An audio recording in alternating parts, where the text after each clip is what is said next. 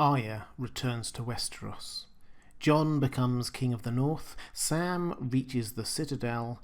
Bran discovers more at the Tower of Joy. Cersei takes out her frustrations on the Great Sept, and Daenerys finally launches her invasion. Hi everyone, this is Robert. Welcome to Deep Geek. Particularly if you're a first-time viewer, please do consider subscribing if you enjoy the video. This is an explanation of Season 6, Episode 10 of Game of Thrones, The Winds of Winter. I'll pick out all the areas of foreshadowing and hints of what is to come, as well as explaining what was really going on at the time. Obviously, if you aren't up to date with the TV show, then be wary of spoilers. As always, the final episode of the season is a long one, tying off loose ends and setting things in place for the start of the next season. I'll be doing a few more videos focusing on the implications of what happens here for the action in Season 7, so this is about what is happening here and what it means. In the Riverlands, Jaime and Bran are at a feast to celebrate their victory at Riverrun. There are two things to note. First, Jaime isn't really at ease here. In his youth he would no doubt have enjoyed the attention, but now you can see him bristle at Walder Frey's suggestion that they are both kingslayers. In Jaime's mind, he killed a king to save the lives of thousands. Walder Frey did it for political gain. Jaime used to pretend not to care that people thought him dishonourable, but now he does. Perhaps as a result of spending time with Brienne, he now cares about doing the right thing and being seen to do it. He soon makes his excuses and sets off for King's Landing. As we'll see in a moment, he'll find that Cersei is on the opposite moral path, caring less and less about what others think of her actions, and making more and more morally dubious choices. The cracks in the relationship between Jaime and Cersei are finally starting to show. The other thing to note here is, of course, Arya. She is newly back in Westeros, and her presence here is an indication that she doesn't want to just go home, as she told Jaqen. Nor is she content to stick to the list of people that she marked for death that she gave to the waif. She is out for revenge on everyone who has hurt the Starks. Not just Walder Frey, but his sons Black Walder and Lothar Frey, who were also complicit in her brother and mother's deaths. They weren't on her list at all before. So this is actually not just Arya returning to where she was before she went to the House of Black and White. It is something more. Her killing spree has ramped up another notch. She can change faces now, and has learned many more of the arts of assassination. In short, she can be anyone, and kill anyone, anywhere. And as we can see from her smile as she killed Walder Frey, she is now starting to enjoy it. There is no doubt that Arya will kill again in Seasons 7 and 8. In King's Landing, everyone is getting ready for the great trial of Cersei Lannister and Loras Tyrell. Marjorie has been looking forward to this, as it's the culmination of her plans to get Loras out of the control of the High Sparrow. She has a promise from him that Loras can go once Cersei has faced trial herself. And we've seen throughout this season that Cersei's avenues for escaping this trial have been chipped away one after the other. Her allies have abandoned her, her son has turned against her, the safety of the Red Keep has been compromised, and her last best hope of avoiding a conviction by requesting a trial by combat has been denied to her. But she obviously has no intention of standing trial, and Qyburn has offered her a rather heavy-handed way out. There can be no justification for Cersei's actions here, but we do have to recognise that they are brutally effective. As well as eliminating the High Sparrow and his power base, she takes out her rival Marjorie with Mace and Loras Tyrell, and the remaining members of the small council, Kevan Lannister and Grand Maester Pycelle. From a position of almost no power, She has put herself in a position where there is absolutely no one left in King's Landing who can mount any opposition to her assumption of the Iron Throne. The loss of life is immense, not just in terms of the main characters in the show, although 8 named characters dying in one short segment is unprecedented, even by Game of Thrones standards, but there will have been hundreds, if not thousands, of completely innocent casualties too. The parallels to the Mad King's plans to burn them all are obvious and are only underlined by a look back to Bran's visions of wildfire under King's Landing. It's hard to tell whether they are from now or then. It would take far too long to do a full breakdown of all of the implications of what happened here, but I think a few points are worth highlighting. Marjorie does not always get a sympathetic hearing in the Game of Thrones community, and this is not exactly a glorious death for her, but we do have to once more give her some credit for figuring out what was going on before anyone else. If the Great Sept had been evacuated when she called for it, then many lives would have been saved, but the High Sparrow was having none of it. Yet more evidence that she had the measure of Cersei when even the High Sparrow or Kevin Lannister didn't. Tommen's fate here is also tragic. His suicide is shocking but so believable. He was in many ways an innocent, caught up in politics way more subtle and more brutal than he could ever understand. I believe he truly did love Marjorie and his mother, and the loss of one and the realization of what the other is capable of was just too much. And with his death, of course, all 3 of Jaime and Cersei's children are gone. Maggie the Frog's prophecy has come true. This is important because it means that there is no heir for the new Lannister dynasty, and presumably Cersei will want one. But it's also the death of one of the 2 remaining people in the world that Cersei loves and brings out her humanity. The last remaining person she cares about is, of course, Jaime, and he arrives just in time to see what she has done and to witness her coronation. There are no words spoken between them, but their expressions say so much. She is resolute, determined, and he is horrified and angry. Don't forget that he murdered a king to prevent him from burning down a city, and now finds that he has arrived too late to prevent his sister from doing the exact same atrocity.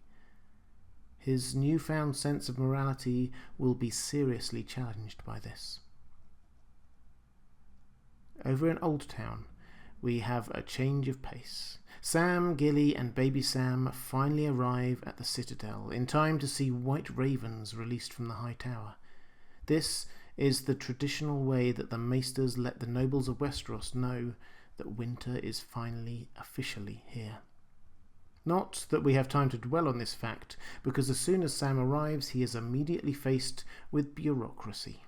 He is technically there on the orders of Jon Snow as Lord Commander of the Night's Watch, to train as their new Maester, following Maester Aemon's death. But the Night's Watch appear to have failed to tell the Citadel that either Jeor Mormont or Maester Aemon have died. And of course, even Jon Snow himself is now no longer Lord Commander, although it's unlikely that Sam is aware of this. But let's be charitable and say that the Night's Watch have had some more pressing matters to be concentrating on recently than just keeping up with their admin duties. Anyway, Sam is allowed access in the end, and Gilly, as expected, isn't.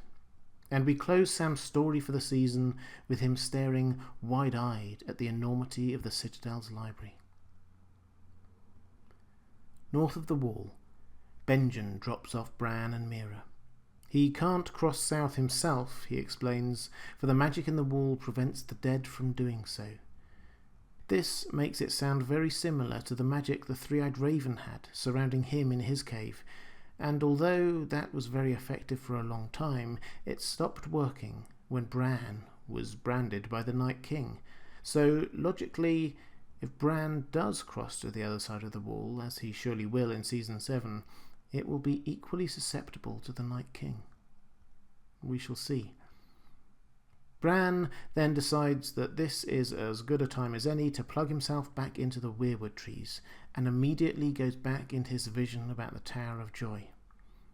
Now, there are a couple of subtle things here to pick up on before we get to the big reveal. First, this is Bran again being quite rash. He could wait until he gets back to Winterfell or somewhere slightly less exposed before going back into this vision, but he doesn't.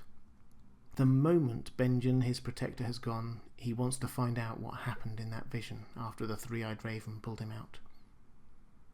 Second, it's a blink and you miss it moment, but Bran comes back into this vision in time for there to be an overlap with his previous vision.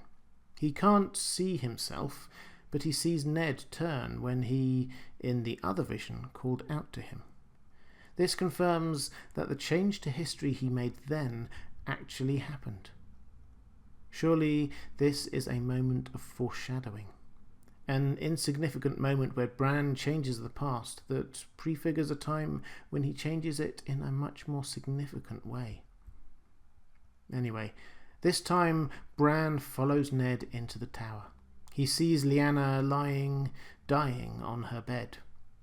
She says that King Robert would kill her baby if he knew. Whispers, "Promise me" to Ned, and some more things, including the baby's name that we cannot hear. This is frustrating, because as the jump shot to Jon Snow shows, this almost certainly confirms for the show the R+L=J theory, that Jon Snow is the son of Rhaegar Targaryen and Lyanna Stark. But it doesn't tell us the whole story. Were Rhaegar and Lyanna married? And is Jon legitimate? If so, he is ahead of Daenerys in the Targaryen succession, thereby undermining the entire raison d'etre of her invasion. And, in many people's eyes, he would be the rightful king of Westeros. It also has implications for his status in Winterfell. Ned Stark's bastard would be ahead of Sansa and Arya in the succession were he to be legitimised, but Lyanna Stark's son would be behind them. And this has a very real relevance to what's going on in Winterfell at that very moment, for the Lords of the North are gathered after the battle to decide on what to do next. There is clearly a difference of opinion as to what to do about the houses that sided with the Boltons, but Lyanna Mormont brings some unity to proceedings by pledging her support for Jon as King of the North.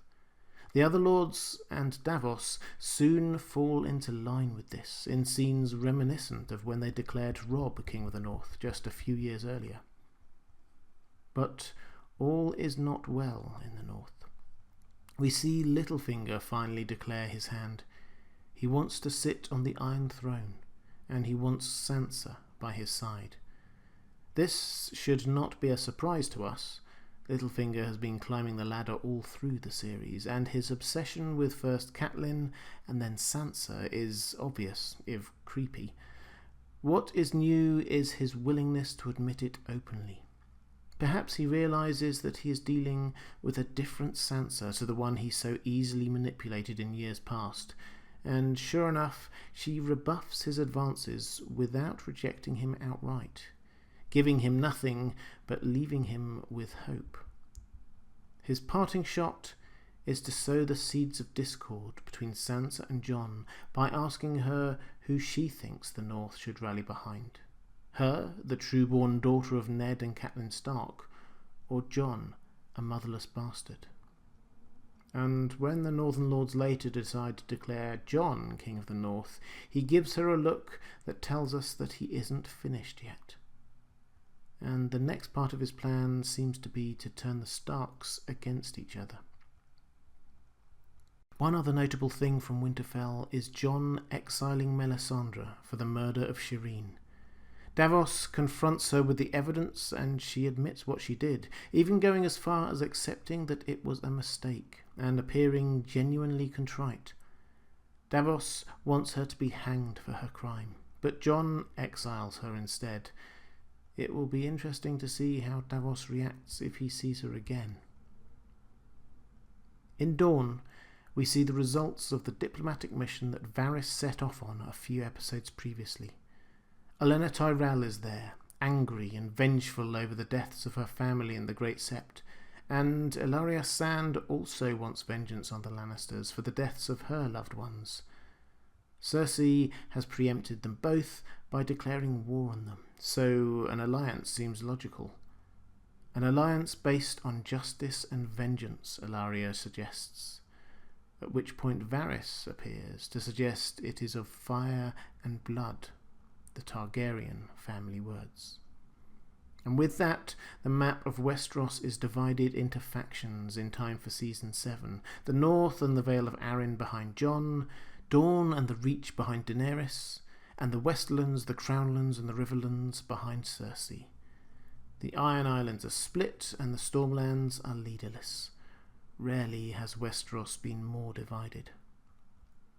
Finally, over in Meereen, Daenerys is putting in place the final arrangements for her invasion fleet. She leaves Daario behind to manage the peaceful handover of power in Meereen. Daario protests, realising that this is Tyrion's doing. She may well need to be free to marry to consolidate her claim to the Iron Throne, but Dany is insistent. To be fair to Daario, he doesn't really seem cut out for the job. He is, after all, a commander of a company of itinerant mercenary sellswords, not an administrator. And he's right that there are many precedents of kings having lovers, as well as a spouse, but that matters little. He isn't coming to Westeros, and there's a fair chance we will never actually see whether he makes a success of his new job.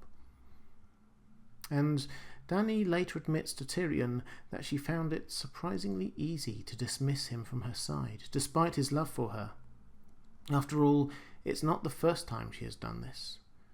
And Tyrion predicts that she will love again, which seems to be backed up, in the books at least, by the visions she had in the House of the Undying. Anyway, she rewards Tyrion for his service by making him Hand of the Queen. And finally, after years of struggle and growth and setbacks, the season ends with what we were promised in Season 1, Episode 1. A Targaryen fleet setting sail to reclaim the Iron Throne.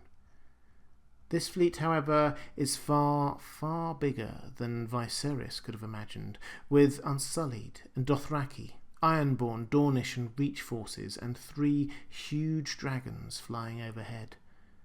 Daenerys' invasion is underway. And with it, in this very episode, we have seen the final overhaul of the old order of things. With this episode, the heads of all the great houses of Westeros have changed since the start of the show, as well as those of the 2 houses, Bolton and Frey, that had great house status conferred on them during the series. Westeros has never seen such turmoil in its ruling classes. Not in Robert's Rebellion, which actually only saw the heads of 2 great houses change, or Aegon's invasion, which saw 3, and the situation is not a stable one. Dany may be titular head of House Targaryen, but what about Jon's claim? And Jon may be king of the North, but Bran and Sansa both have stronger claims to be head of House Stark. House Greyjoy is in open civil war with itself. Edmure Tully is currently a prisoner. Robin Arryn is effectively a puppet ruler for Littlefinger. In fact, it's hard to find any great houses with a clear and strong leadership or succession. This is, to put it lightly, not a strong position for the continent to find itself in. The title of the episode is The Winds of Winter, and although we don't see any White Walkers here, their threat still hangs over this broken land. What else struck you about this episode? There is a lot going on. Did you spot anything I didn't? Let me know in the comments below. Incidentally, if you want to catch up on all of Season 6 just before Season 7 comes out, or get the books, there's an Amazon link in the episode description below that supports this channel at no extra cost to you. If you'd like to support me in producing more videos like this, as well as getting access to more of my content, please click through to my Patreon page. I really do appreciate it. And if you want to know when my next video comes out, then please click on the subscribe button and make sure your notifications are enabled. Thanks for watching. That's all for this time. I'll see you again soon.